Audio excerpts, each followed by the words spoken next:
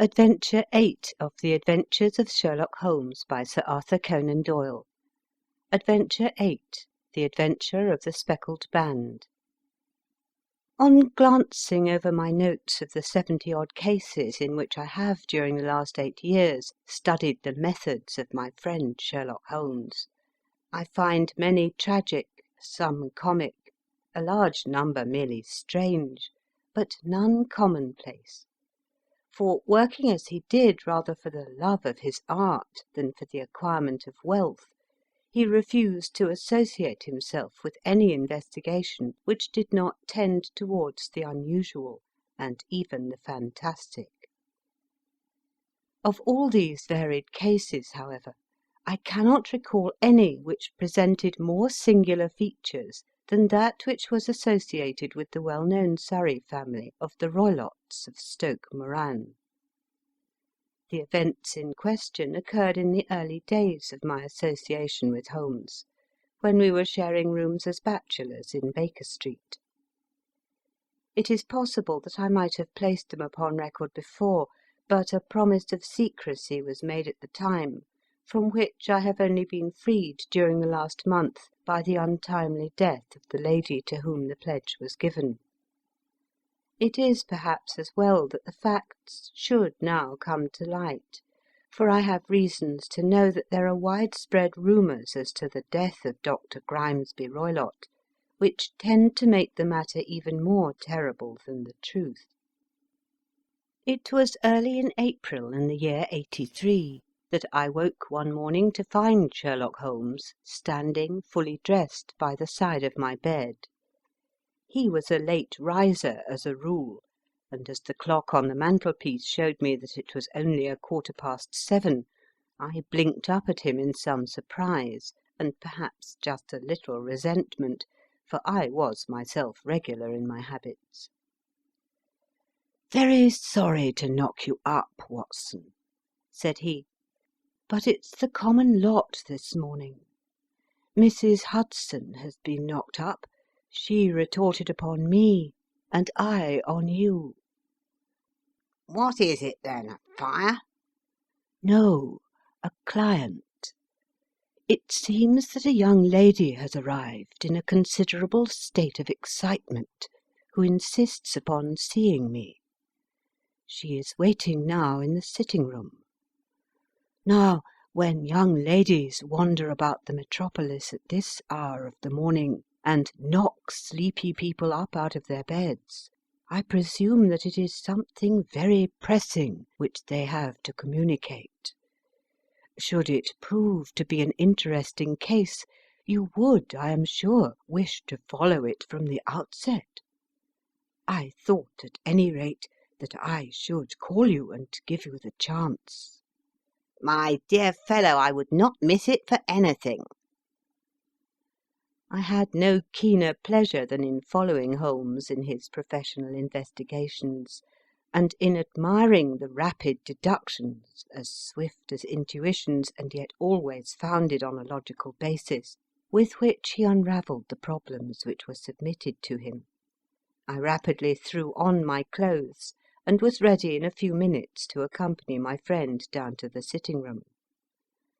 A lady, dressed in black and heavily veiled, who had been sitting in the window, rose as we entered. "Good morning, madam," said Holmes cheerily. "My name is Sherlock Holmes. This is my intimate friend and associate, Dr. Watson, before whom you can speak as freely as before myself. Ha! I am glad to see that Mrs. Hudson has had the good sense to light the fire. Pray draw up to it, and I shall order you a cup of hot coffee, for I observe that you are shivering." "It is not cold which makes me shiver," said the woman in a low voice, changing her seat as requested. "What, then?" "It is fear, Mr. Holmes. It is terror." She raised her veil as she spoke, and we could see that she was indeed in a pitiable state of agitation, her face all drawn and grey, with restless, frightened eyes, like those of some hunted animal. Her features and figure were those of a woman of 30, but her hair was shot with premature grey, and her expression was weary and haggard. Sherlock Holmes ran her over with one of his quick, all-comprehensive glances. "You must not fear," said he soothingly, bending forward and patting her forearm. "We shall soon set matters right, I have no doubt. You have come in by train this morning, I see." You know me, then? "No, but I observed the second half of a return ticket in the palm of your left glove. You must have started early, and yet you had a good drive in a dog-cart along heavy roads before you reached the station." The lady gave a violent start, and stared in bewilderment at my companion. "There is no mystery, my dear madam," said he, smiling. "The left arm of your jacket is spattered with mud in no less than 7 places. The marks are perfectly fresh. There is no vehicle save a dog-cart which throws up mud in that way, and then only when you sit on the left-hand side of the driver." Whatever your reasons may be, you are perfectly correct, said she. I started from home before 6, reached Leatherhead at 20 past, and came in by the first train to Waterloo. Sir, I can stand this strain no longer. I shall go mad if it continues. I have no one to turn to, none save only one who cares for me, and he, poor fellow, can be of little aid. I have heard of you, Mr. Holmes. I have heard of you from Mrs. Farintosh, whom you helped in the hour of her sore need. It was from her that I had your address. Oh, sir, do you not think that you could help me too, and at least throw a little light through the dense darkness which surrounds me? At present it is out of my power to reward you for your services, but in a month or 6 weeks I shall be married, with the control of my own income, and then at least you shall not find me ungrateful." Holmes turned to his desk and, unlocking it, drew out a small case-book which he consulted. "Farintosh," said he. "Ah, yes, I recall the case. It was concerned with an opal tiara. I think it was before your time, Watson. I can only say, madam, that I shall be happy to devote the same care to your case as I did to that of your friend. As to reward, my profession is its own reward, but you are at liberty to defray whatever expenses I may be put to at the time which suits you best. And now I beg that you will lay before us everything that may help us in forming an opinion upon the matter." "Alas!" replied our visitor, "the very horror of my situation lies in the fact that my fears are so vague, and my suspicions depend so entirely upon small points which might seem trivial to another, that even he to whom of all others I have a right to look for help and advice looks upon all that I tell him about it as the fancies of a nervous woman. He does not say so, but I can read it from his soothing answers and averted eyes. But I have heard, Mr. Holmes, that you can see deeply into the manifold wickedness of the human heart. You may advise me how to walk amid the dangers which encompass me." "I am all attention, madam." "My name is Helen Stoner, and I am living with my stepfather, who is the last survivor of one of the oldest Saxon families in England, the Roylotts of Stoke Moran, on the western border of Surrey." Holmes nodded his head. "The name is familiar to me," said he. "The family was at one time among the richest in England, and the estates extended over the borders into Berkshire in the north and Hampshire in the west. In the last century, however, 4 successive heirs were of a dissolute and wasteful disposition, and the family ruin was eventually completed by a gambler in the days of the Regency. Nothing was left save a few acres of ground and the 200-year-old house, which is itself crushed under a heavy mortgage. The last squire dragged out his existence there, living the horrible life of an aristocratic pauper. But his only son, my stepfather, seeing that he must adapt himself to the new conditions, obtained an advance from a relative, which enabled him to take a medical degree, and went out to Calcutta, where, by his professional skill and his force of character, he established a large practice. In a fit of anger, however, caused by some robberies which had been perpetrated in the house, he beat his native butler to death, and narrowly escaped a capital sentence.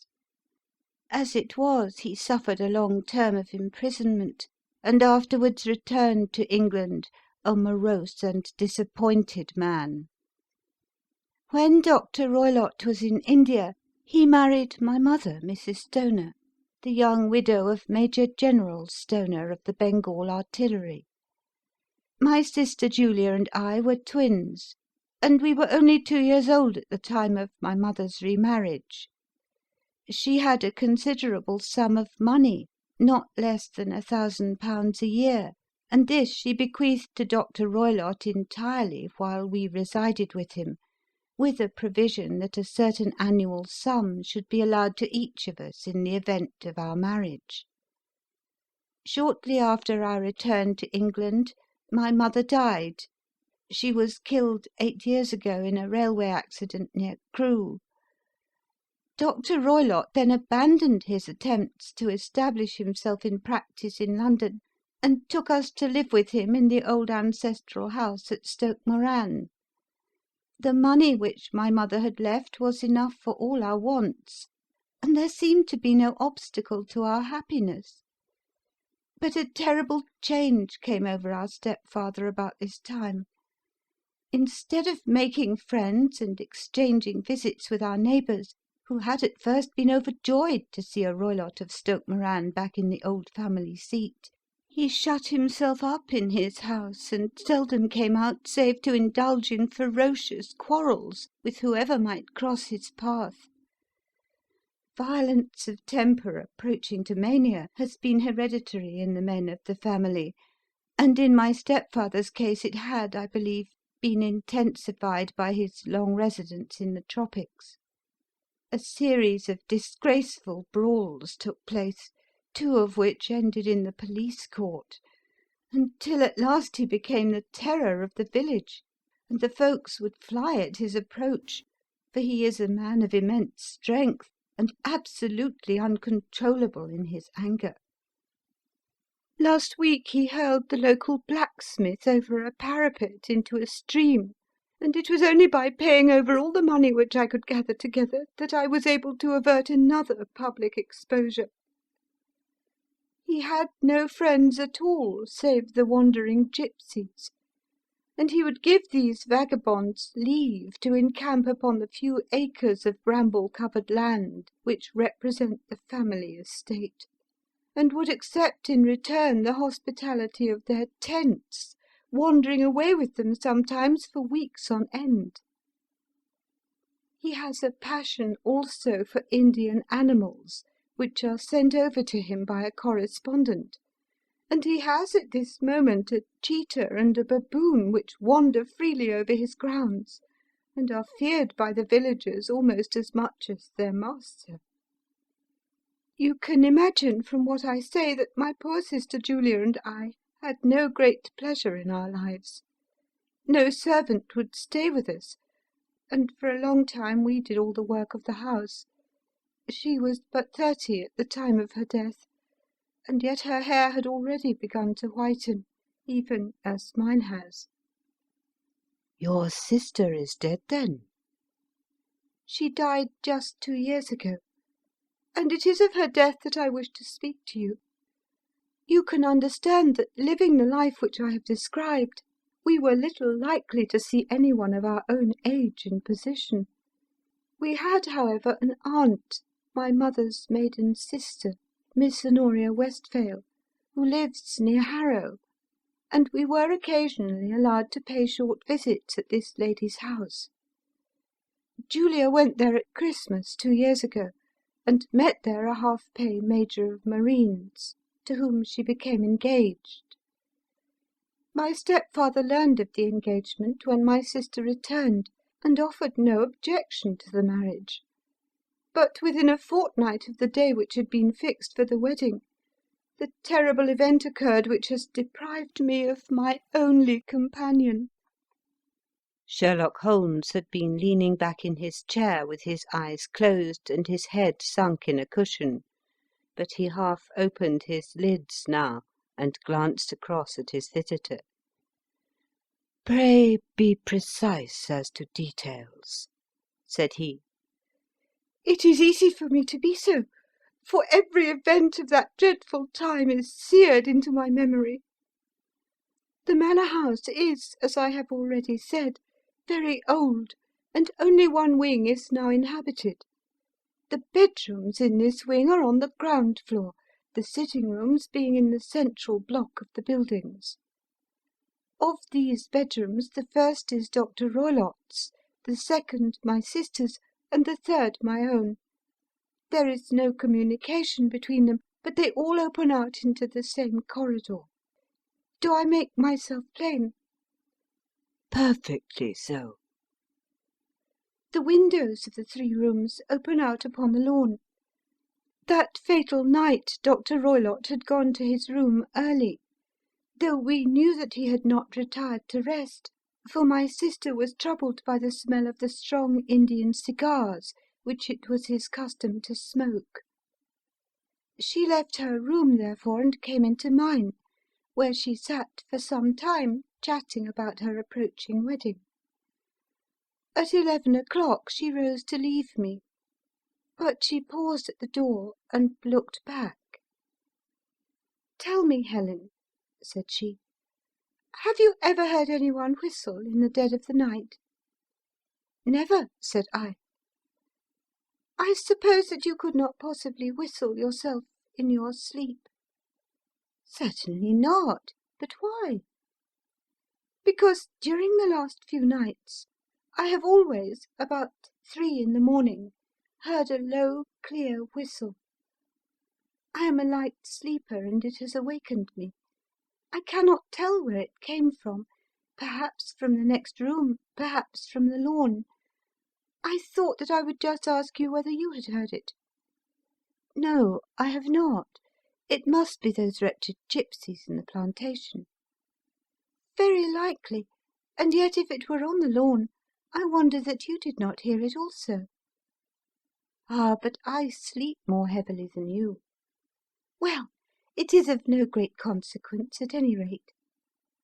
She smiled back at me, closed my door, and a few moments later I heard her key turn in the lock. "Indeed," said Holmes. "Was it your custom always to lock yourselves in at night?" "Always." "And why?"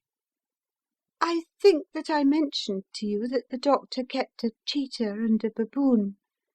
We had no feeling of security unless our doors were locked." "Quite so. Pray proceed with your statement." "I could not sleep that night. A vague feeling of impending misfortune impressed me. My sister and I, you will recollect, were twins, and you know how subtle are the links which bind 2 souls which are so closely allied. It was a wild night. The wind was howling outside, and the rain was beating and splashing against the windows. Suddenly, amid all the hubbub of the gale, there burst forth the wild scream of a terrified woman.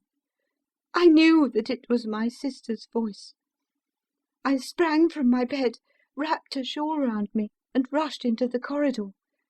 As I opened my door, I seemed to hear a low whistle, such as my sister described, and a few moments later a clanging sound, as if a mass of metal had fallen.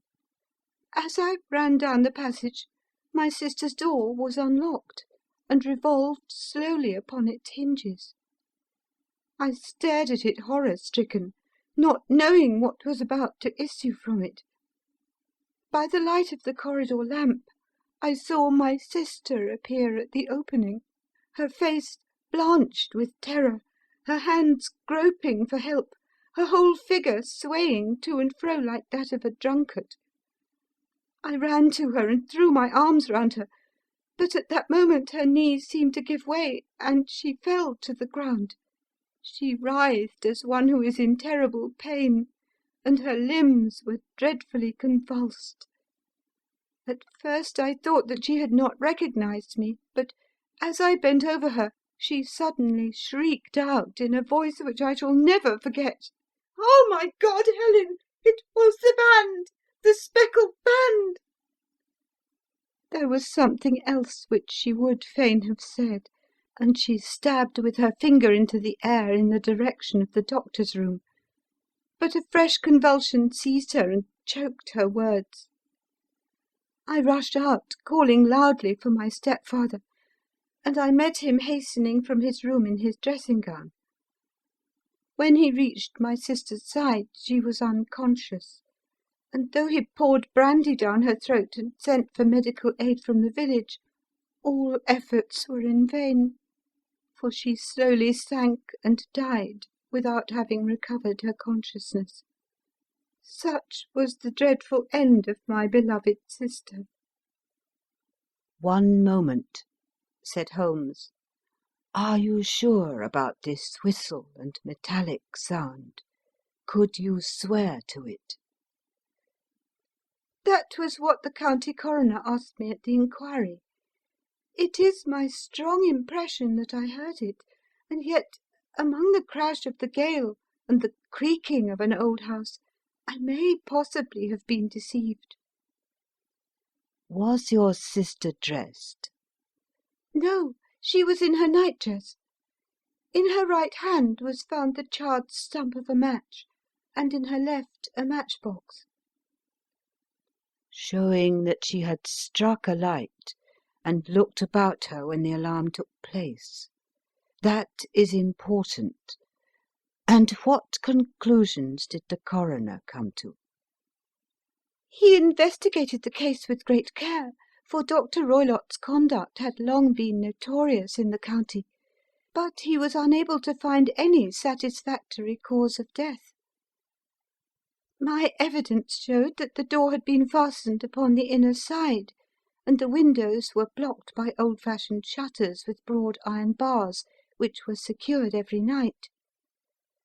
The walls were carefully sounded and were shown to be quite solid all round, and the flooring was also thoroughly examined, with the same result. The chimney is wide, but is barred up by 4 large staples. It is certain, therefore, that my sister was quite alone when she met her end. Besides, there were no marks of any violence upon her. How about poison? The doctors examined her for it, but without success.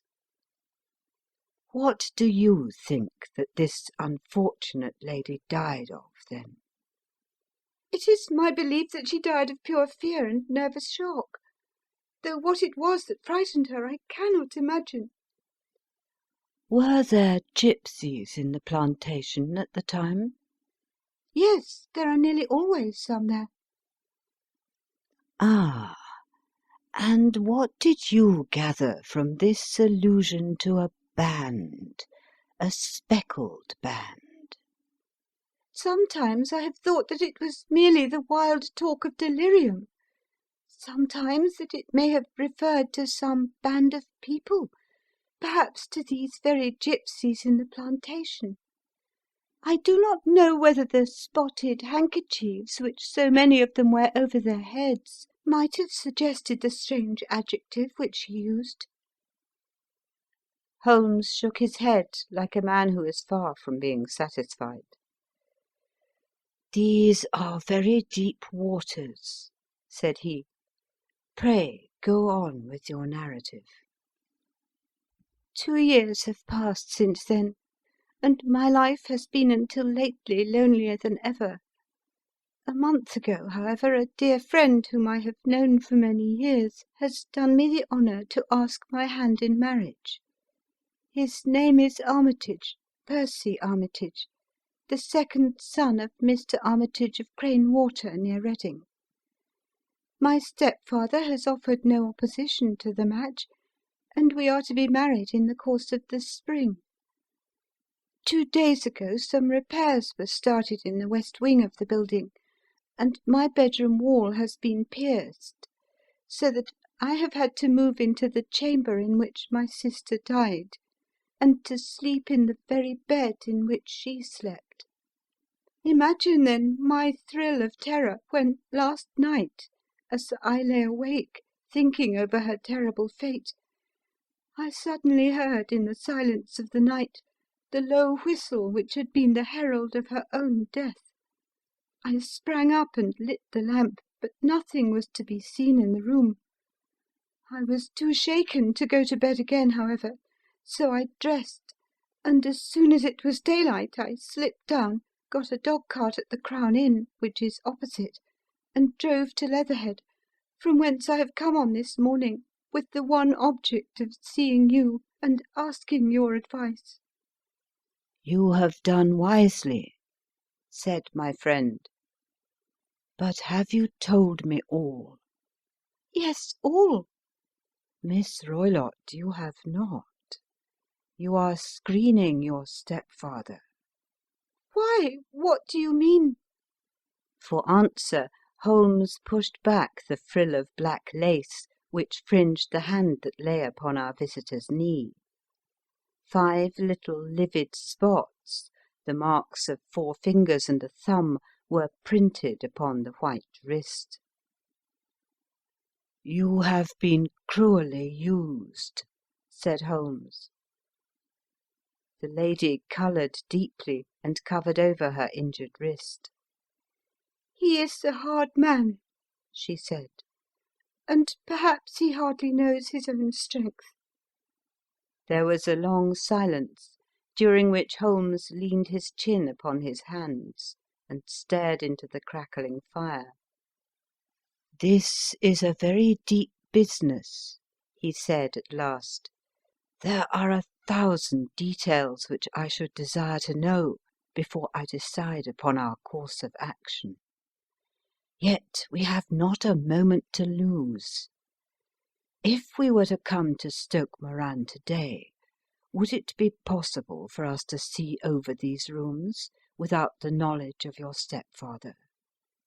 "As it happens, he spoke of coming into town today upon some most important business. It is probable that he will be away all day, and that there would be nothing to disturb you. We have a housekeeper now, but she is old and foolish, and I could easily get her out of the way." "Excellent.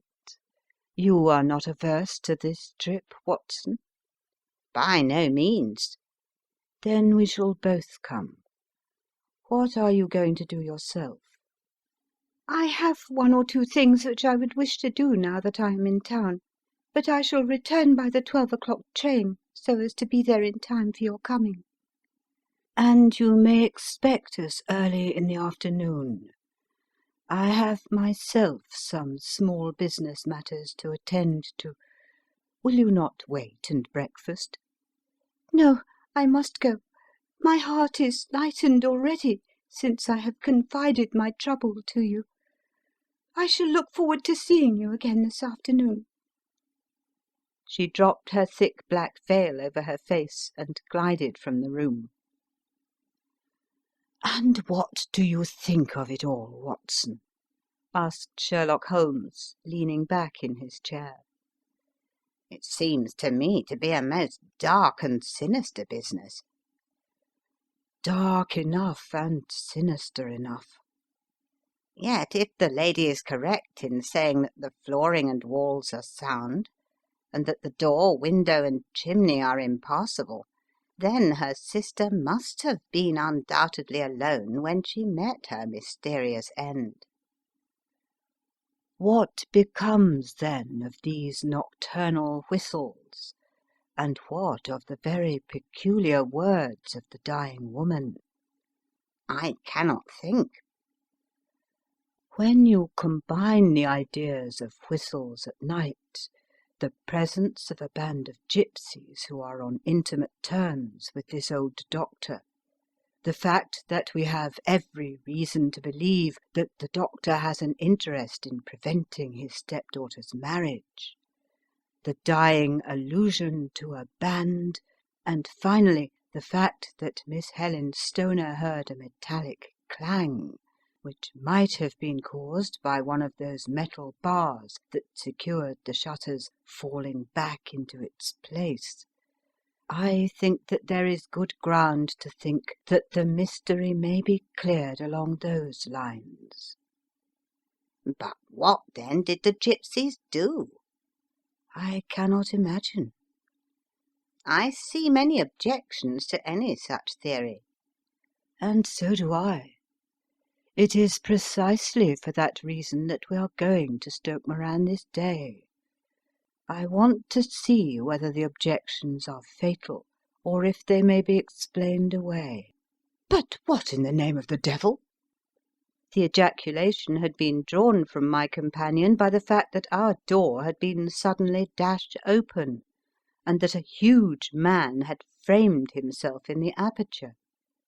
His costume was a peculiar mixture of the professional and of the agricultural, having a black top hat, a long frock-coat, and a pair of high gaiters, with a hunting-crop swinging in his hand. So tall was he that his hat actually brushed the crossbar of the doorway, and his breadth seemed to span it across from side to side. A large face, seared with 1,000 wrinkles, burned yellow with the sun, and marked with every evil passion, was turned from one to the other of us, while his deep-set, bile-shot eyes and his high, thin, fleshless nose gave him somewhat the resemblance to a fierce old bird of prey. "Which of you is Holmes?" asked this apparition. "My name, sir, but you have the advantage of me," said my companion quietly. "I am Dr. Grimesby Roylott of Stoke Moran." "Indeed, doctor," said Holmes blandly. "Pray take a seat." "I will do nothing of the kind. My stepdaughter has been here. I have traced her. What has she been saying to you?" "It is a little cold for the time of the year," said Holmes. "What has she been saying to you?" screamed the old man furiously. "But I have heard that the crocuses promise well," continued my companion imperturbably. "Ha! You put me off, do you?" said our new visitor, taking a step forward and shaking his hunting crop. "I know you, you scoundrel. I have heard of you before. You are Holmes, the meddler." My friend smiled. "Holmes, the busybody."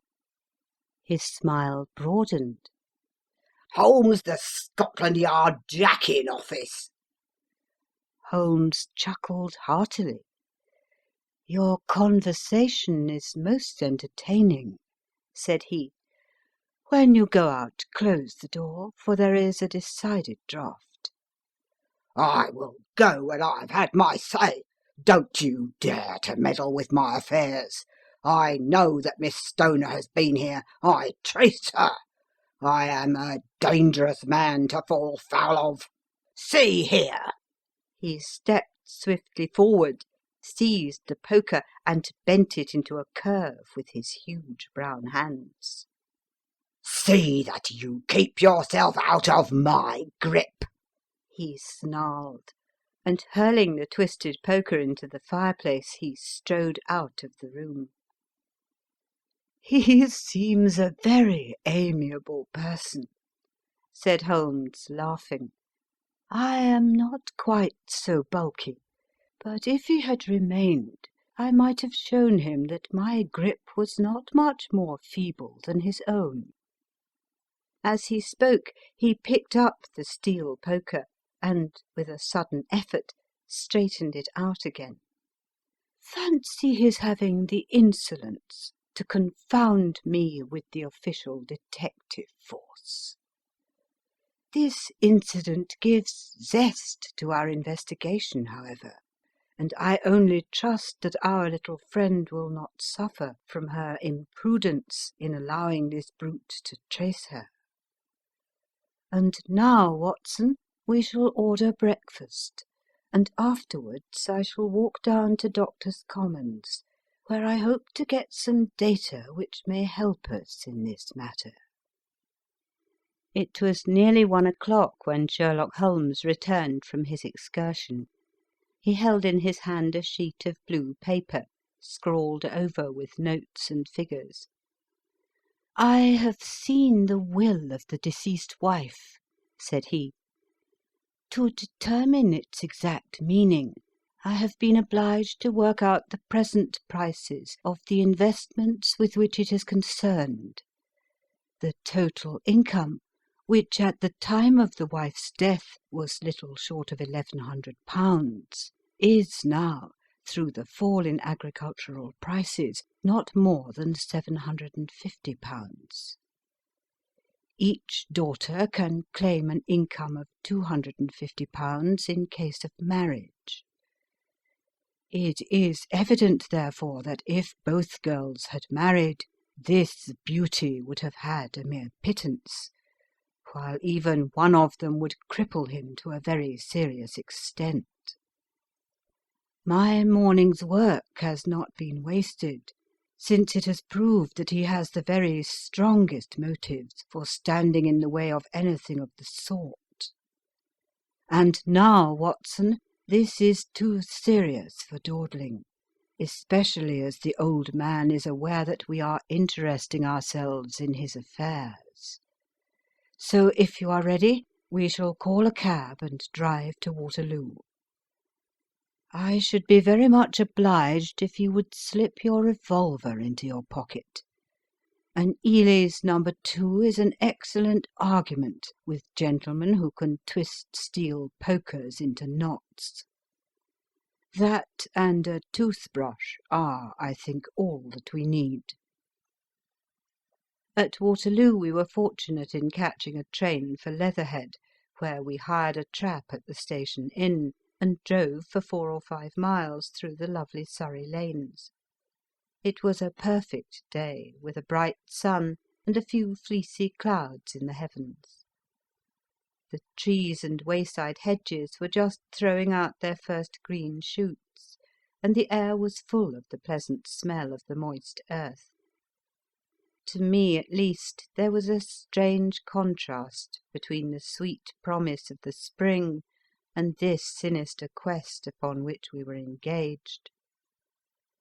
My companion sat in the front of the trap, his arms folded, his hat pulled down over his eyes, and his chin sunk upon his breast, buried in the deepest thought.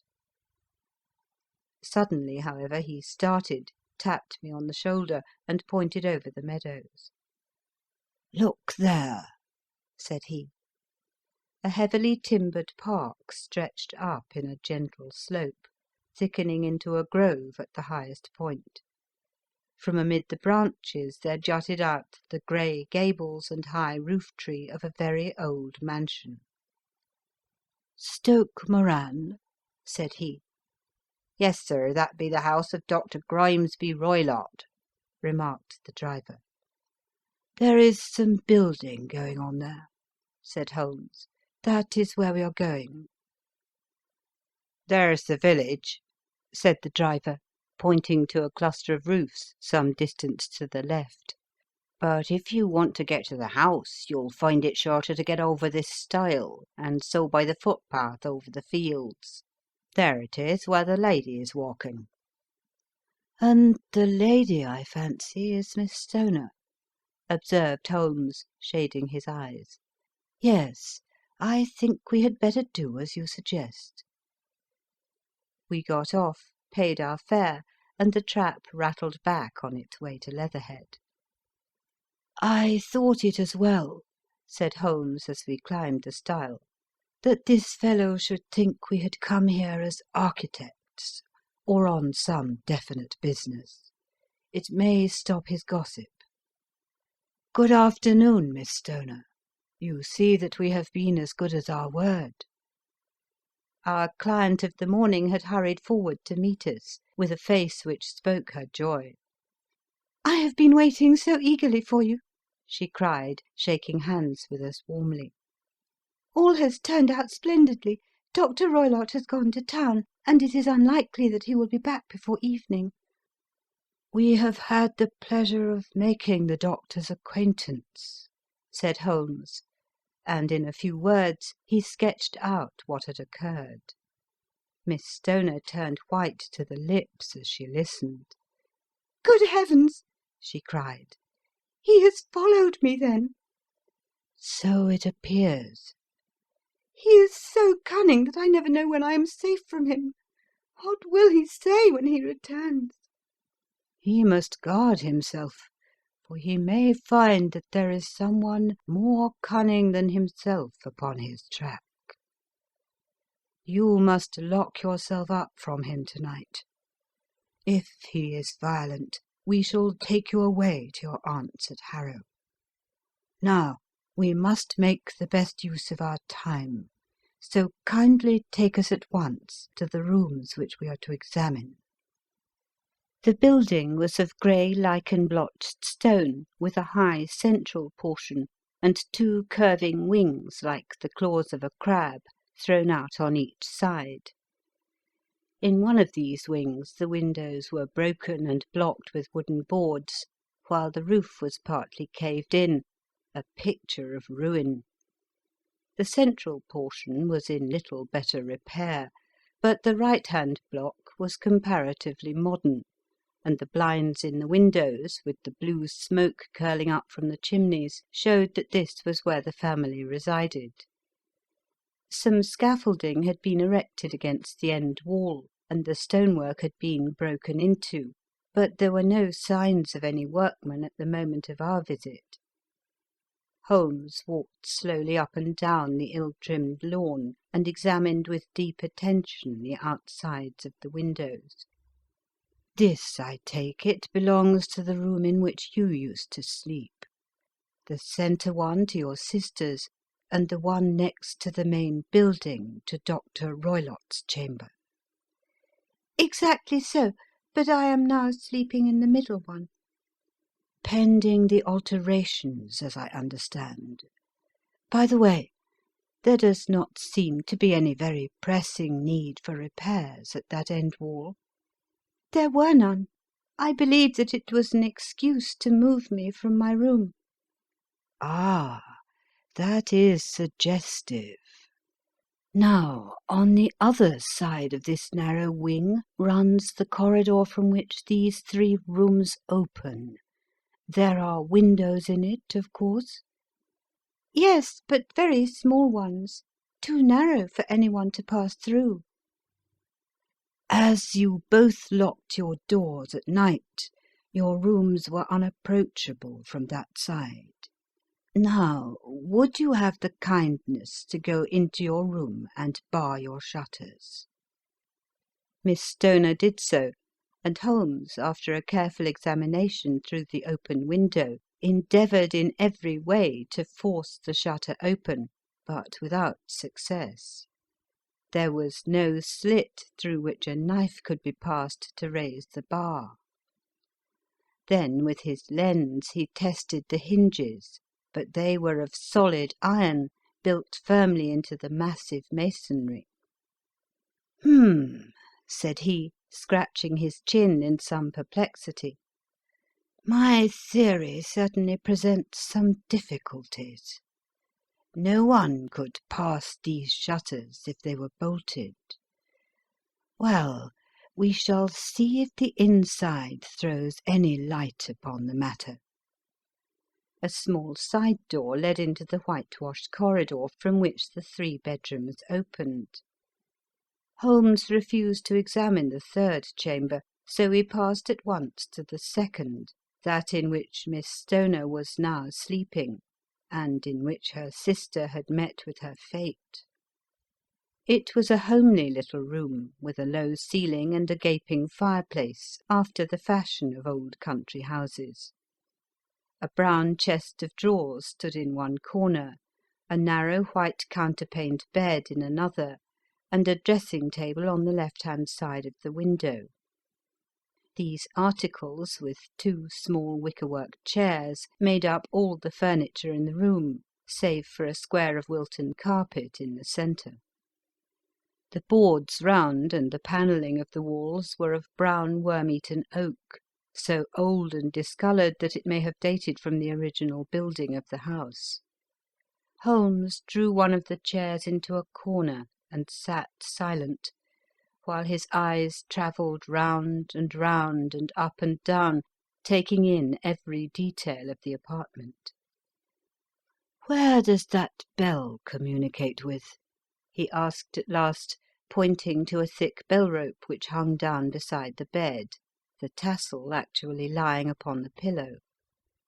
"It goes to the housekeeper's room." "It looks newer than the other things."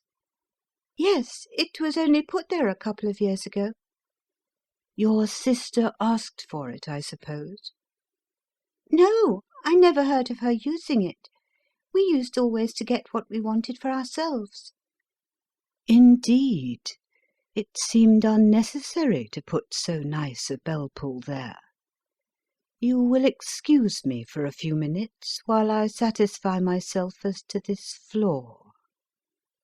He threw himself down upon his face with his lens in his hand, and crawled swiftly backward and forward, examining minutely the cracks between the boards. Then he did the same with the woodwork with which the chamber was panelled. Finally he walked over to the bed, and spent some time in staring at it, and in running his eye up and down the wall. Finally he took the bell-rope in his hand and gave it a brisk tug. "Why, it's a dummy," said he. "Won't it ring?" "No, it is not even attached to a wire. This is very interesting. You can see now that it is fastened to a hook just above where the little opening for the ventilator is." "How very absurd! I never noticed that before." "Very strange," muttered Holmes, pulling at the rope. "There are one or two very singular points about this room. For example, what a fool a builder must be to open a ventilator into another room, when with the same trouble he might have communicated with the outside air." "That is also quite modern," said the lady. "Done about the same time as the bell-rope?" remarked Holmes. "Yes, there were several little changes carried out about that time." "They seem to have been of a most interesting character. Dummy bell-ropes and ventilators which do not ventilate. With your permission, Miss Stoner, we shall now carry our researches into the inner apartment." Dr. Grimesby Roylott's chamber was larger than that of his stepdaughter, but was as plainly furnished. A camp bed, a small wooden shelf full of books, mostly of a technical character, an arm-chair beside the bed, a plain wooden chair against the wall, a round table, and a large iron safe were the principal things which met the eye. Holmes walked slowly round and examined each and all of them with the keenest interest. "What's in here?" he asked, tapping the safe. "My stepfather's business papers." "Oh, you have seen inside, then?" "Only once, some years ago. I remember that it was full of papers." "There isn't a cat in it, for example?" "No. What a strange idea!" "Well, look at this." He took up a small saucer of milk which stood on the top of it. No, we don't keep a cat, but there is a cheetah and a baboon. Ah, yes, of course. Well, a cheetah is just a big cat, and yet a saucer of milk does not go very far in satisfying its wants, I dare say. There is one point which I should wish to determine. He squatted down in front of the wooden chair and examined the seat of it with the greatest attention.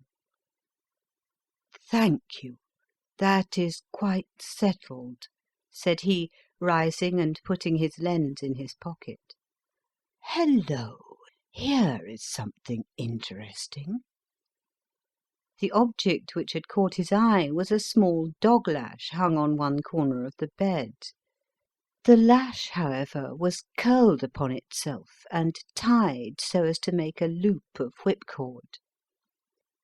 "What do you make of that, Watson?" It's a common enough lash, but I don't know why it should be tied." "That is not quite so common, is it? Ah me! It's a wicked world, and when a clever man turns his brains to crime, it is the worst of all. I think that I have seen enough now, Miss Stoner, and with your permission we shall walk out upon the lawn." I had never seen my friend's face so grim or his brow so dark as it was when we turned from the scene of this investigation. We had walked several times up and down the lawn, neither Miss Stoner nor myself liking to break in upon his thoughts before he roused himself from his reverie. "It is very essential, Miss Stoner," said he, "that you should absolutely follow my advice in every respect." "I shall most certainly do so." "The matter is too serious for any hesitation. Your life may depend upon your compliance." "I assure you I am in your hands." "In the first place, both my friend and I must spend the night in your room." Both Miss Stoner and I gazed at him in astonishment. "Yes, it must be so. Let me explain. I believe that is the village inn over there?" "Yes, that is the Crown." "Very good. Your windows would be visible from there?" "Certainly."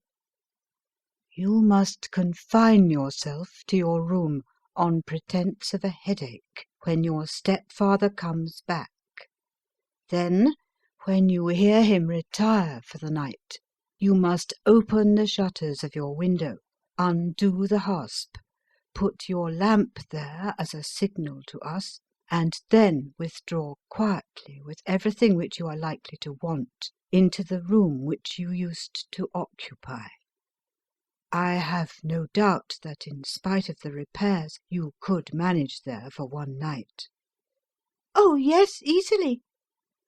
"The rest you will leave in our hands." "But what will you do?" "We shall spend the night in your room, and we shall investigate the cause of this noise which has disturbed you." "I believe, Mr. Holmes, that you have already made up your mind," said Miss Stoner, laying her hand upon my companion's sleeve. "Perhaps I have." "Then, for pity's sake, tell me what was the cause of my sister's death." "I should prefer to have clearer proofs before I speak." "You can at least tell me whether my own thought is correct, and if she died from some sudden fright." "No, I do not think so. I think that there was probably some more tangible cause. And now, Miss Stoner, we must leave you, for if Dr. Roylott returned and saw us, our journey would be in vain. Good-bye, and Be brave, for if you will do what I have told you, you may rest assured that we shall soon drive away the dangers that threaten you." Sherlock Holmes and I had no difficulty in engaging a bedroom and sitting room at the Crown Inn. They were on the upper floor, and from our window we could command a view of the avenue gate and of the inhabited wing of Stoke Moran Manor House. At dusk we saw Dr. Grimesby Roylott drive past, his huge form looming up beside the little figure of the lad who drove him. The boy had some slight difficulty in undoing the heavy iron gates, and we heard the hoarse roar of the doctor's voice and saw the fury with which he shook his clinched fists at him. The trap drove on, and a few minutes later we saw a sudden light spring up among the trees as the lamp was lit in one of the sitting rooms. "Do you know, Watson," said Holmes as we sat together in the gathering darkness, "I have really some scruples as to taking you tonight. There is a distinct element of danger." "Can I be of assistance?" "Your presence might be invaluable." "Then I shall certainly come." "It is very kind of you." "You speak of danger. You have evidently seen more in these rooms than was visible to me." "No, but I fancy that I may have deduced a little more. I imagine that you saw all that I did." "I saw nothing remarkable save the bell rope, and what purpose that could answer, I confess is more than I can imagine." "You saw the ventilator too." "Yes, but I do not think that it is such a very unusual thing to have a small opening between two rooms. It was so small that a rat could hardly pass through." "I knew that we should find a ventilator before ever we came to Stoke Moran." "My dear Holmes!" "Oh, yes, I did. You remember in her statement she said that her sister could smell Dr. Roylott's cigar. Now, of course, that suggested at once that there must be a communication between the two rooms. It could only be a small one, or it would have been remarked upon at the coroner's inquiry. I deduced a ventilator." "But what harm can there be in that?" "Well, there is at least a curious coincidence of dates. A ventilator is made, a cord is hung, and a lady who sleeps in the bed dies. Does that not strike you?" "I cannot as yet see any connection." "Did you observe anything very peculiar about that bed?" "No." "It was clamped to the floor. Did you ever see a bed fastened like that before?" "I cannot say that I have." The lady could not move her bed. It must always be in the same relative position to the ventilator and to the rope, or so we may call it, since it was clearly never meant for a bell pull." "Holmes," I cried, "I seem to see dimly what you are hinting at. We are only just in time to prevent some subtle and horrible crime." "Subtle enough and horrible enough. When a doctor does go wrong, he is the first of criminals. He has nerve and he has knowledge. Palmer and Pritchard were among the heads of their profession. This man strikes even deeper. But I think, Watson, that we shall be able to strike deeper still. But we shall have horrors enough before the night is over. For goodness' sake, let us have a quiet pipe, and turn our minds for a few hours to something more cheerful." About 9 o'clock the light among the trees was extinguished, and all was dark in the direction of the manor house. 2 hours passed slowly away, and then suddenly, just at the stroke of 11, a single bright light shone out right in front of us. "That is our signal," said Holmes, springing to his feet. "It comes from the middle window." As we passed out he exchanged a few words with the landlord, explaining that we were going on a late visit to an acquaintance, and that it was possible that we might spend the night there. A moment later we were out on the dark road, a chill wind blowing in our faces, and one yellow light twinkling in front of us through the gloom to guide us on our sombre errand. There was little difficulty in entering the grounds, for unrepaired breaches gaped in the old park wall. Making our way among the trees, we reached a lawn, crossed it, and were about to enter through the window, when out from a clump of laurel bushes there darted what seemed to be a hideous and distorted child, who threw itself upon the grass with writhing limbs, and then ran swiftly across the lawn into the darkness. "My God!" I whispered. "Did you see it?" Holmes was for the moment as startled as I. His hand closed like a vice upon my wrist in his agitation. Then he broke into a low laugh and put his lips to my ear. "It is a nice household," he murmured. "That is the baboon."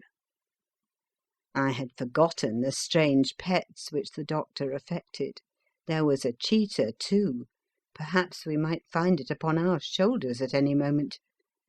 I confess that I felt easier in my mind when, after following Holmes' example and slipping off my shoes, I found myself inside the bedroom. My companion noiselessly closed the shutters, moved the lamp onto the table, and cast his eyes round the room. All was as we had seen it in the daytime. Then, creeping up to me and making a trumpet of his hand, he whispered into my ear again so gently that it was all that I could do to distinguish the words. "The least sound would be fatal to our plans." I nodded to show that I had heard. "We must sit without light. He would see it through the ventilator." I nodded again. "Do not go asleep. Your very life may depend upon it. Have your pistol ready in case we should need it. I will sit on the side of the bed, and you in that chair." I took out my revolver and laid it on the corner of the table. Holmes had brought up a long, thin cane, and this he placed upon the bed beside him. By it he laid the box of matches and the stump of a candle. Then he turned down the lamp, and we were left in darkness. How shall I ever forget that dreadful vigil? I could not hear a sound, not even the drawing of a breath, and yet I knew that my companion sat open-eyed within a few feet of me, in the same state of nervous tension in which I was myself. The shutters cut off the least ray of light, and we waited in absolute darkness. From outside came the occasional cry of a night bird, and once at our very window a long-drawn cat-like whine, which told us that the cheetah was indeed at liberty. Far away we could hear the deep tones of the parish clock, which boomed out every quarter of an hour. How long they seemed, those quarters! 12 struck, and 1 and 2 and 3, and still we sat waiting silently for whatever might befall. Suddenly there was the momentary gleam of a light up in the direction of the ventilator, which vanished immediately, but was succeeded by a strong smell of burning oil and heated metal. Someone in the next room had lit a dark lantern. I heard a gentle sound of movement, and then all was silent once more, though the smell grew stronger. For half an hour I sat with straining ears. Then suddenly another sound became audible, a very gentle, soothing sound, like that of a small jet of steam escaping continually from a kettle. The instant that we heard it, Holmes sprang from the bed, struck a match, and lashed furiously with his cane at the bell-pull. "You see it, Watson?" he yelled. "You see it?" But I saw nothing. At the moment when Holmes struck the light I heard a low, clear whistle, but the sudden glare flashing into my weary eyes made it impossible for me to tell what it was at which my friend lashed so savagely. I could, however, see that his face was deadly pale and filled with horror and loathing. He had ceased to strike, and was gazing up at the ventilator when suddenly there broke from the silence of the night the most horrible cry to which I have ever listened. It swelled up louder and louder, a hoarse yell of pain and fear and anger, all mingled in the one dreadful shriek. They say that away down in the village, and even in the distant parsonage, that cry raised the sleepers from their beds. It struck cold to our hearts, and I stood gazing at Holmes, and he at me, until the last echoes of it had died away into the silence from which it rose. What can it mean? I gasped. "It means that it is all over," Holmes answered, "and perhaps, after all, it is for the best. Take your pistol and we will enter Dr. Roylott's room." With a grave face he lit the lamp and led the way down the corridor. Twice he struck at the chamber door without any reply from within. Then he turned the handle and entered, I at his heels, with the cocked pistol in my hand. It was a singular sight which met our eyes. On the table stood a dark lantern with the shutter half open, throwing a brilliant beam of light upon the iron safe, the door of which was ajar. Beside this table, on the wooden chair, sat Dr. Grimesby Roylott, clad in a long grey dressing-gown, his bare ankles protruding beneath, and his feet thrust into red heelless Turkish slippers.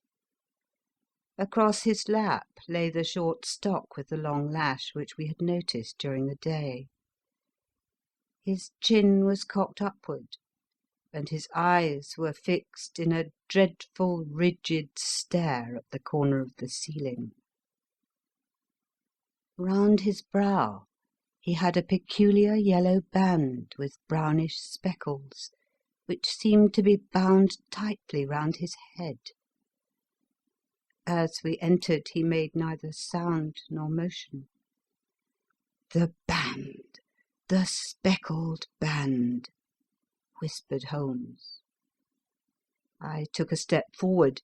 In an instant his strange headgear began to move, and there reared itself from among his hair the squat, diamond-shaped head and puffed neck of a loathsome serpent. "It is a swamp adder!" cried Holmes, "the deadliest snake in India. He has died within 10 seconds of being bitten. Violence does, in truth, recoil upon the violent, and the schemer falls into the pit which he digs for another. Let us thrust this creature back into its den, and we can then remove Miss Stoner to some place of shelter, and let the county police know what has happened." As he spoke, he drew the dog-whip swiftly from the dead man's lap, and throwing the noose round the reptile's neck, he drew it from its horrid perch, and carrying it at arm's length, threw it into the iron safe, which he closed upon it. Such are the true facts of the death of Dr. Grimesby Roylott of Stoke Moran. It is not necessary that I should prolong a narrative which has already run to too great a length by telling how we broke the sad news to the terrified girl, how we conveyed her by the morning train to the care of her good aunt at Harrow, of how the slow process of official inquiry came to the conclusion that the doctor met his fate while indiscreetly playing with a dangerous pet. The little which I had yet to learn of the case was told me by Sherlock Holmes as we travelled back next day. "I had," said he, "come to an entirely erroneous conclusion, which shows, my dear Watson, how dangerous it always is to reason from insufficient data. The presence of the gipsies, and the use of the word band, which was used by the poor girl, no doubt, to explain the appearance which she had caught a hurried glimpse of by the light of her match, were sufficient to put me upon an entirely wrong scent.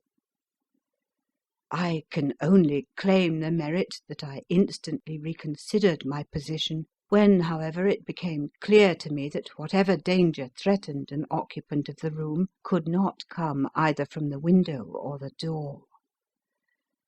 My attention was speedily drawn, as I have already remarked to you, to this ventilator, and to the bell-rope which hung down to the bed. The discovery that this was a dummy, and that the bed was clamped to the floor, instantly gave rise to the suspicion that the rope was there as a bridge for something passing through the hole and coming to the bed. The idea of a snake instantly occurred to me, and when I coupled it with my knowledge that the doctor was furnished with a supply of creatures from India, I felt that I was probably on the right track. The idea of using a form of poison which could not possibly be discovered by any chemical test was just such a one as would occur to a clever and ruthless man who had had an Eastern training. The rapidity with which such a poison would take effect would also, from his point of view, be an advantage. It would be a sharp-eyed coroner indeed who could distinguish the two little dark punctures which would show where the poison fangs had done their work. Then I thought of the whistle. Of course he must recall the snake before the morning light revealed it to the victim. He had trained it, probably by the use of the milk which we saw, to return to him when summoned. He would put it through this ventilator at the hour that he thought best, with the certainty that it would crawl down the rope and land on the bed. It might or might not bite the occupant. Perhaps she might escape every night for a week, but sooner or later she must fall a victim. I had come to these conclusions before ever I had entered the room. An inspection of his chair showed me that he had been in the habit of standing on it, which, of course, would be necessary in order that he should reach the ventilator. The sight of the safe, the saucer of milk, and the loop of whipcord were enough to finally dispel any doubts which may have remained. The metallic clang heard by Miss Stoner was obviously caused by her stepfather hastily closing the door of his safe upon its terrible occupant. Having once made up my mind, you know the steps which I took in order to put the matter to the proof. I heard the creature hiss, as I have no doubt that you did also, and I instantly lit the light and attacked it. With the result of driving it through the ventilator. And also with the result of causing it to turn upon its master at the other side.